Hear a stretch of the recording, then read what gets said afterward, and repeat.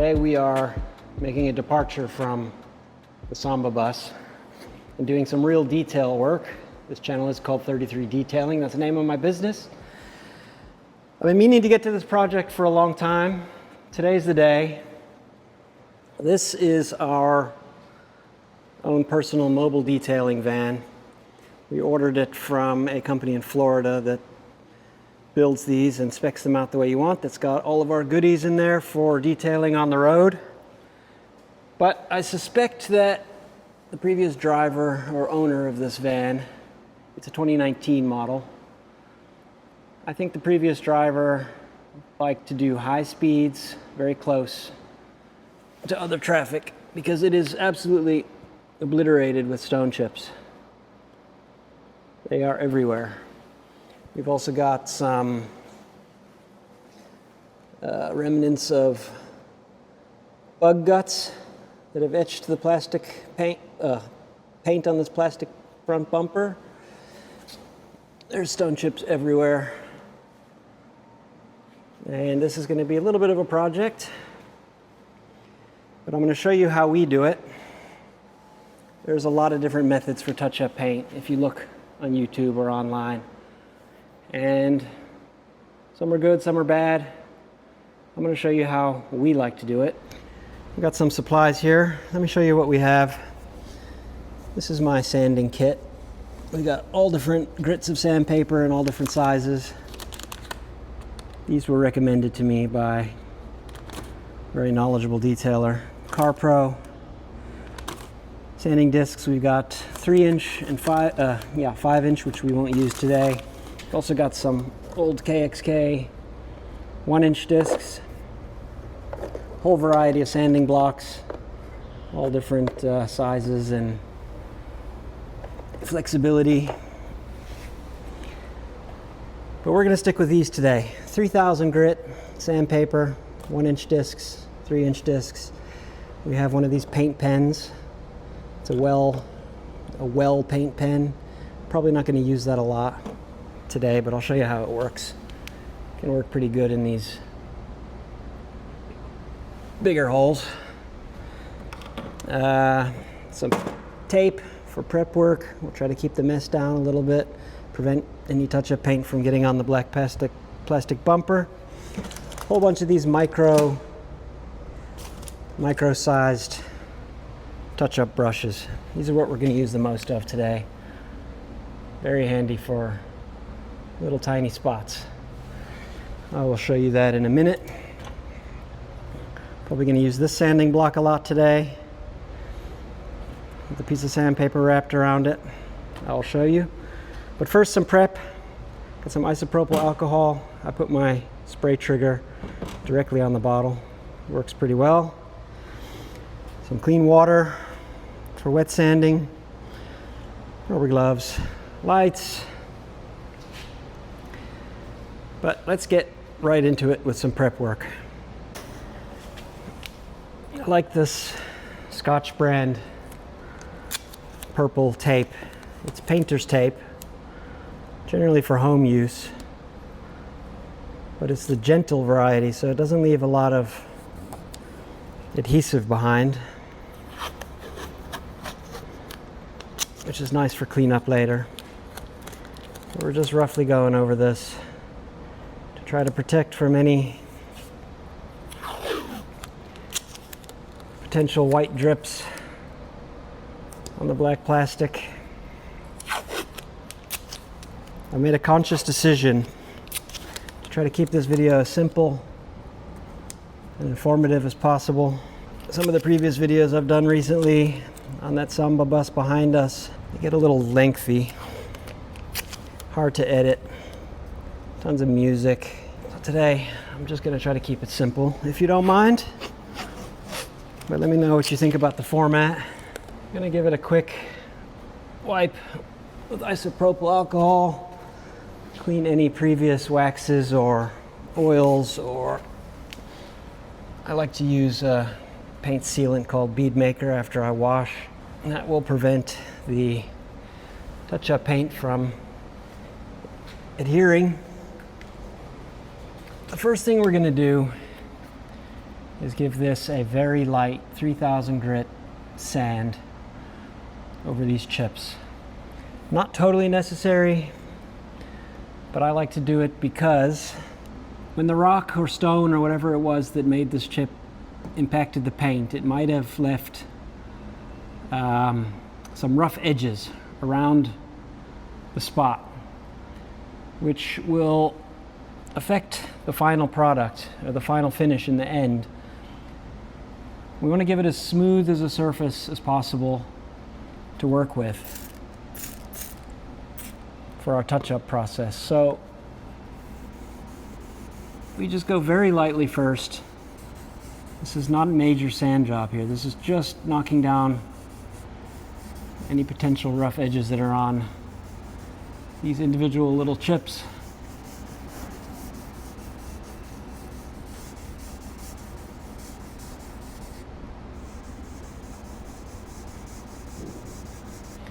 Dry it off. Come back with some isopropyl alcohol.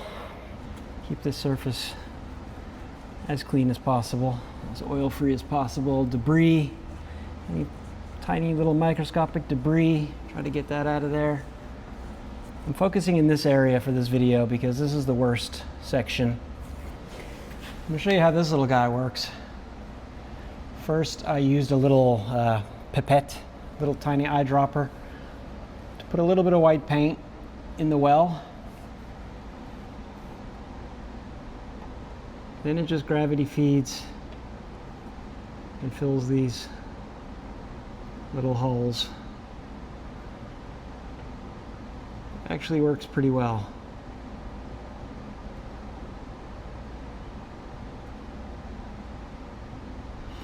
On a section like this, I like to start up at the top and work my way down so that your hand, if I start down here, start working up, your hand will then interfere with the sections you've already worked on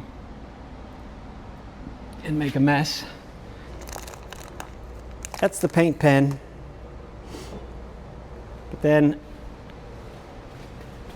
we also have these little micro brushes, which I sometimes prefer.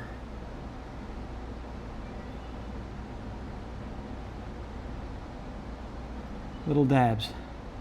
The idea here is to get the touch-up paint that we're applying to stand a little proud of each chip, because we're going to sand it down to a level surface. So after your first application, you got to come back and inspect very closely. And some of these bigger chips, like that one, might have to reapply a little just to build up some layers. And yes, it's tedious, especially on a job like this where it's so extensive. But bear with me and we'll get there to the next step in a moment. Okay, those spots have dried. It's about 15 minutes later. But there's a couple little guys that I want to give some extra love to, just to build it up a little bit prouder.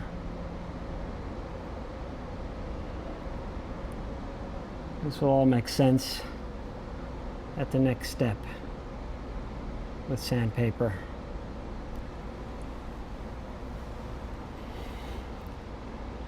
I also forgot to mention that this Dr. Color Chip touch-up paint, you order it from them directly using the paint code from your vehicle, and they are very good matches. You don't just order white or blue or black or red. They are mixed per your vehicle's paint code. That is our Ford van Z2. All right, so now you've got these little white pimples. They're proud of the surface. There's a couple that could probably still use a little bit more, but it's okay for what we're trying to do today. Now we're going to sand. We've got our sanding block. This one's got a flexible surface on it, a softer surface. 3000 grit.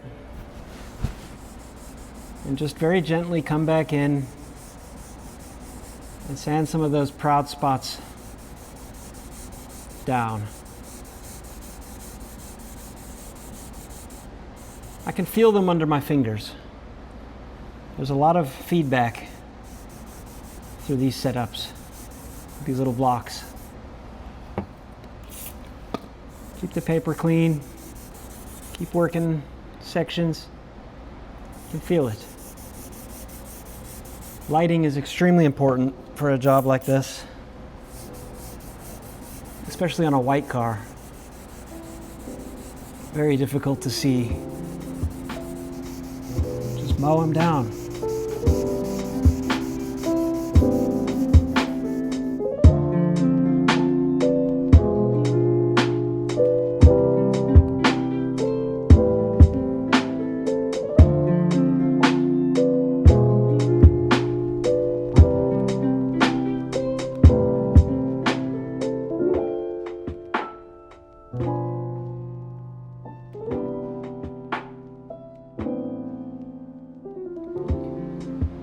We have an edge here, a sharp edge, but you need to be careful. 3000 grit sandpaper is pretty forgiving.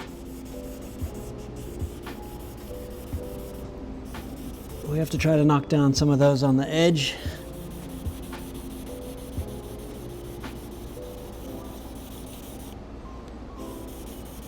Without burning through the paint.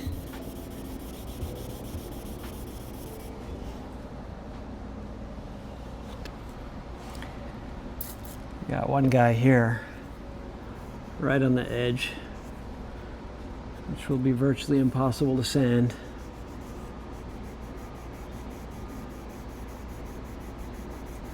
I'll just try to take a little bit off of it.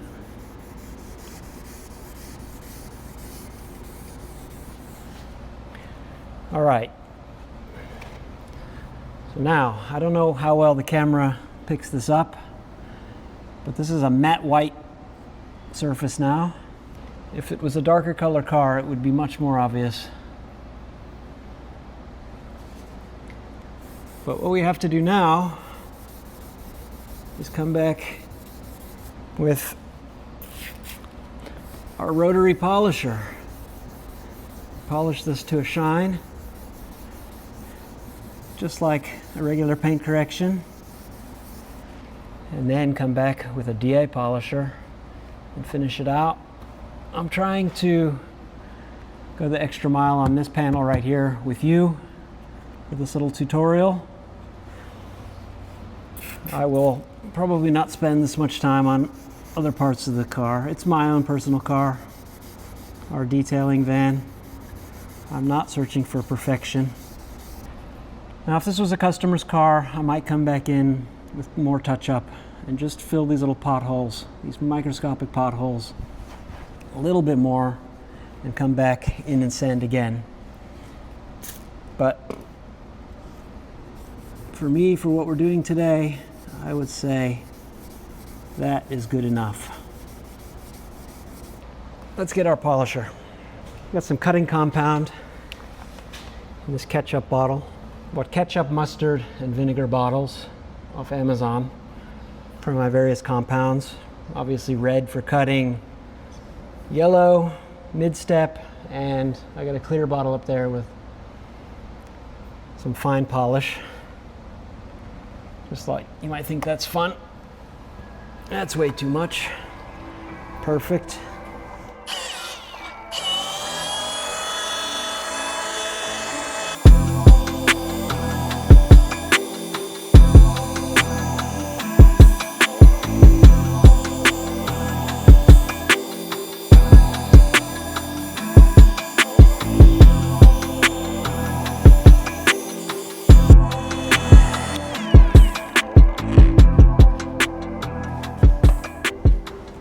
Polishing step one done.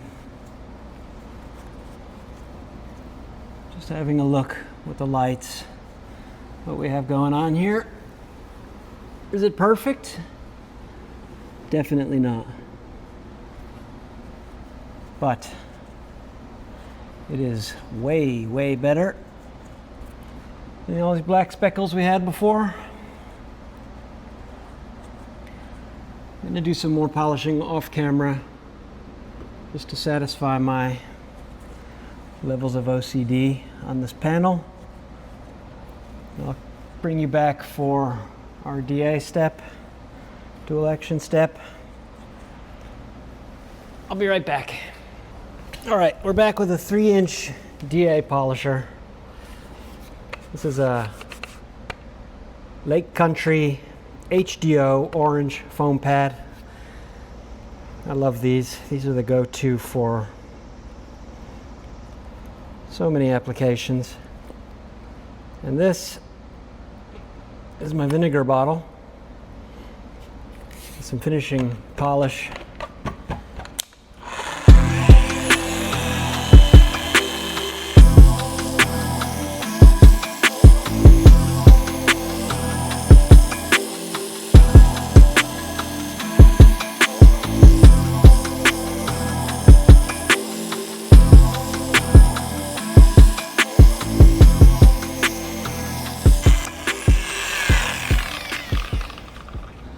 That is not shabby at all, considering what it looked like before. Like I said, not perfect, but way better. All right, last step before I bring you in for some close-ups for the final reveal. We're gonna put a little quick detailer with some ceramic ingredients just for some protection. We've rotary polished and DA polished this paint pretty bare, so it's got no protection at the moment. We're just going to add a little layer of protection. I will one day do a proper for real ceramic coating on the van, but that's a bigger project for another day. So we're just going to leave some of this on here for now. I also gave the headlights a very quick rotary polish.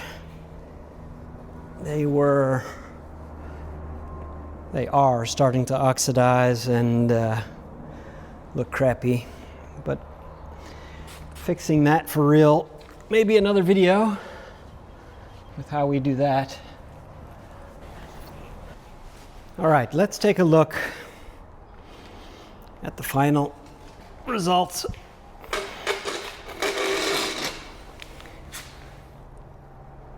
I will try to put up a before video on the screen so you can see what this looked like when we started. Not 100% perfect. We could make it better with more time. But that's all it's going to get for now. Well, probably ever. We did the whole hood. We did the front bumper. Some of these bug etchings on the front bumper will not come off. They are tattooed into the paint. We sanded them and polished them. They are permanent forever. I accidentally polished my decal. That's okay, I have spares, I will replace it. That is not there because I like it there. It is there because it is hiding a massive dent in the hood. It was there when I bought the van.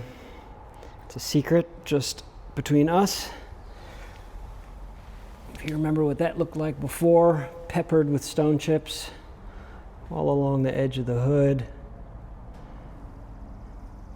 It's 80% better, I'd say. But yeah, that is the finished product. I hope this tutorial was educating and entertaining. We'll be back with more. We're also moving into a